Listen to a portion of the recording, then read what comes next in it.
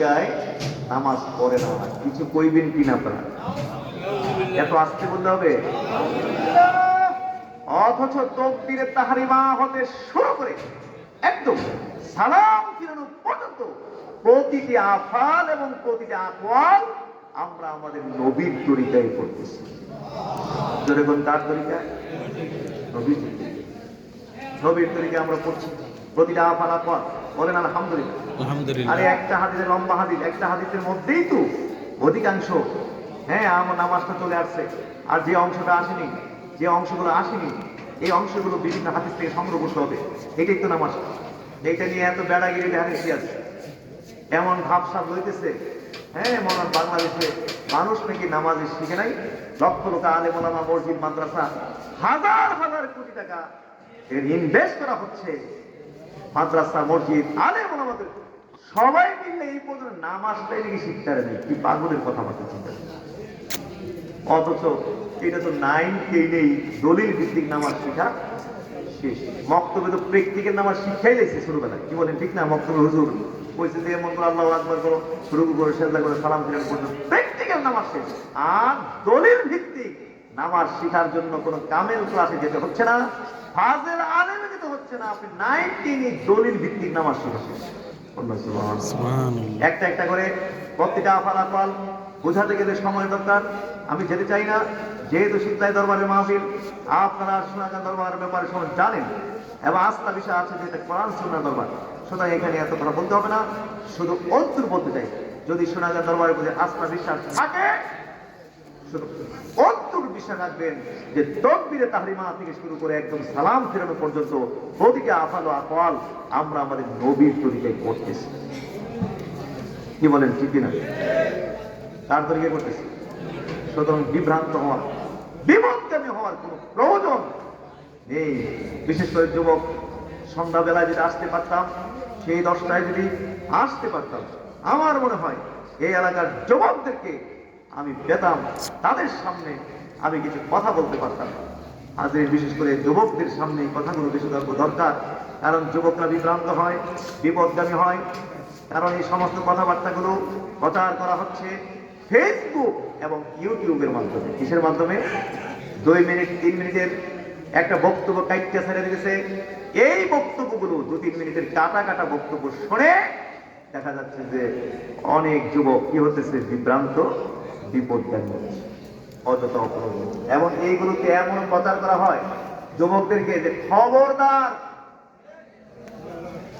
বেদাতীদের মাহফিলে যাবে না, পীরের মাহফিলে যাবে না, তাদের মাহফিলে বসবে না, বইলেই গুমরা হয়ে যাবে, না বেঈমান কাফের হয়ে যাবে, আমাদের সাথে মিশবে না। এই জন্য অনেকে দূরত্ব বজায় রেখে চলে। মনে করে টাচ লাগলেই কাফের হয়ে যাবে, টাচ লাগলে কি হয়ে যাবে? এটা কাফের হয়ে যাবে। দূরত্ব বজায়। আমাদের ব্যাপারে সন্দেহ তৈরি করে দিচ্ছে ওদের অন্তরের ভিতরে। আমাদের ব্যাপারে তাদের অন্তরের মধ্যে দ্বিধা, সন্দেহ তৈরি করে দিচ্ছে। আমরা যদি সূরা ফাতিহা পড়ি, এই রোগে যারা আক্রান্ত হয়েছে এরা মনে করে এটা জাল ফাতিহা পড়ছে। কি ফাতিহা পড়ছে? জাল ফাতিহা। খালি জাল, খালি স্বপ্নের কি দেহে? জাল দেহে। ফাতিহা পড়লেও মনে করে জাল ফাতিহা, কোরআন পড়লে মনে করে জাল কোরআন। মানে ওই যে ব্রেন ওয়াশ করতে করতে আমাদের কোনো কথার প্রতি তাদের কোনো আস্থা নেই, আমাদের কথার প্রতি কোনো, আমাদের কথার কোনো ওজন ওয়েট তাদের কাছে নেই। বুখারী বললে মনে করে জাল হাদিস করছে। ওই যে বলছিলাম যে এই যে আনজিলার কথা বুঝলাম না, এক বাচ্চা টয়লেট করতে বসছে আর কি, আগের যুগের টয়লেট, একটু বাথরুম না বসে মনে হয় এটা জায়গায় বুঝিত টয়লেট করতো। কি বলেন ঠিক না? প্রত্যেকে জানি একটা আনজিলা এসে মাঝখান দিয়ে দৌড় দিয়া নিচে দিয়ে দৌড় দিছে আর কি আনজিলা।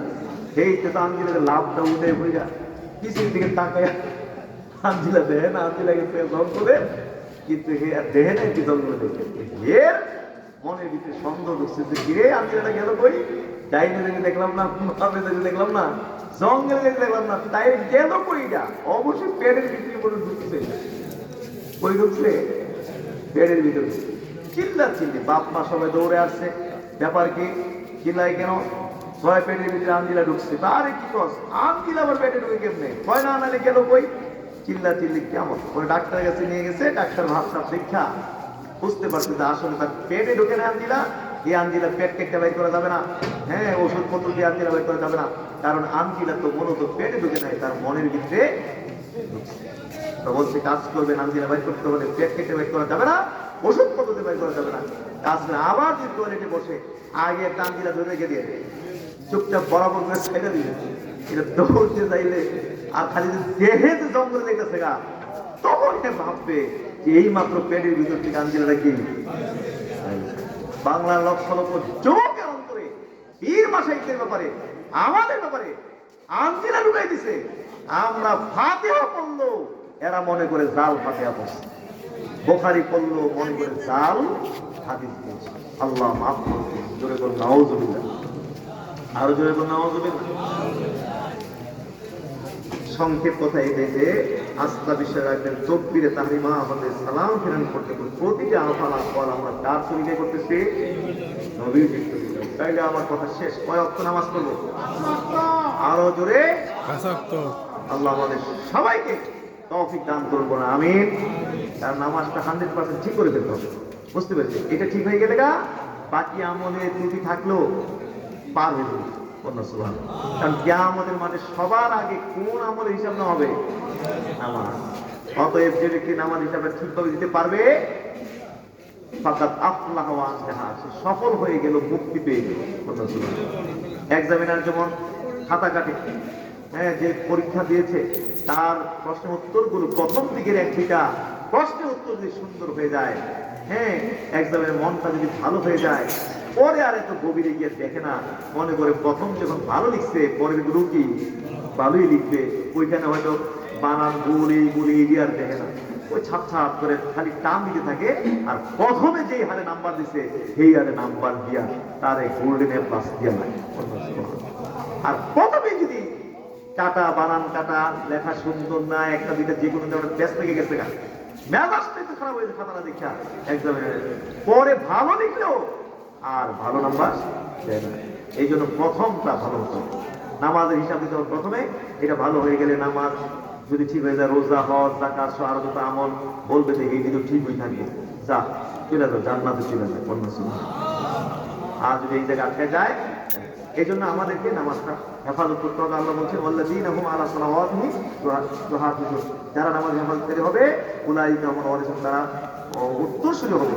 কিসের উত্তরসূরি? আল্লাযীনা ইয়ারিসুনাল ফিরদাউস, তারা ফিরদাউসের উত্তরসূরি হবে। হুম ফিহা খালিদুন, এই ফিরদাউসে তারা চিরদিন থাকবে। আমরা চাই না ফিরদাউসে চিরদিন থাকতে, তাহলে নামাজটা আমরা 100% ওকে করে ফেলবো। হ্যাঁ জামাতের সময় হলে ইনশাআল্লাহ জামাতে চলে যাবেন, নামাজটা পড়ে ফেলবেন, টাইম মতো নামাজটা পড়ে ফেলবেন। আমরা বক্তা মানুষ, হুজুর মানুষ, আমরা সারা দেশে ঘুরতে হয়, আসলে বলতেও ভয় লাগে আপনাদেরকে, কারণ আমাদেরও তো অনেক ত্রুটি হয়ে যায়, জ্যামে পড়ে থাকতে হয়, সেই সময় মতো মসজিদ পাই না, জামাত করতে পারি না, মুসাফির হালতে থাকতে হয়। কিন্তু যারা বাড়িতে 24 ঘন্টা থাকেন আপনাদের তো আর এই ধরনের কোনো ঝায় যাবে না। এই আযান হলে মসজিদ চলে যাবেন, নামাজটা পড়ে ফেলবেন সময় মতো, নামাজটা সময় মতো আদায় করে ফেলতে পারলে মনেও হবে যেন একটা পাহাড় মাথা থেকে সরে গেছে, সুবহান, শরীরে একটা হালকা হয়েছে, সুবহান। তার কিছু এই জন্য নামাজটাকে 100% আসুন আমরা চূড়ান্ত করব। আর 1 মিনিট বলি, নামাজের পরে যে ওজিফা ওয়াজিবগুলো আমাদের আছে এগুলো আপনারা আদায় করেন কিনা? জোরে বলেন। নামাজের পরে ওজিফা পড়েন, জিকির আজকার করেন? 5 ওয়াক্ত নামাজের পরে কি পড়েন? আয়াতুল কুরসি পড়েন কিনা? সবাই পারেন কিনা? দেখে একটু হাত তুলুন না। পারেন, সবাই পারেন, মাশাআল্লাহ। তারপরে সূরা আশরা আখির 3 আয়াত পারেন না? আল্লাহুম্মা আযিনি বিনামা জানেন কিনা? বিসমিল্লাহিল্লাযী লা ইয়াদুররু মা ইসমিহি শাই'উন জানেন কিনা? তারপর সাইয়্যিদুল ইস্তিগফার জানেন কিনা? এগুলো নিয়মিত আদায় করবেন, এগুলো মেডিসিন, সুবহানাল্লাহ।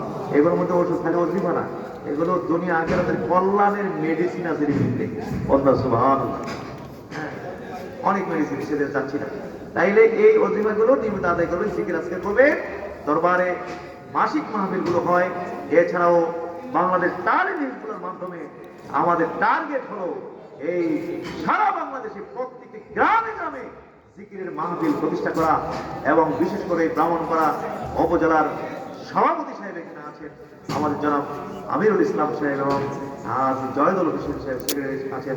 আর বিশেষ করে এই এই কি বলে শীতলাই দরবার শরীফ সাহেব, তিনি তো আমাদের একজন কেন্দ্রীয় লিডার এবং দরবারের দায়িত্বশীল সুনামগঞ্জ দরবারের একজন ভক্ত।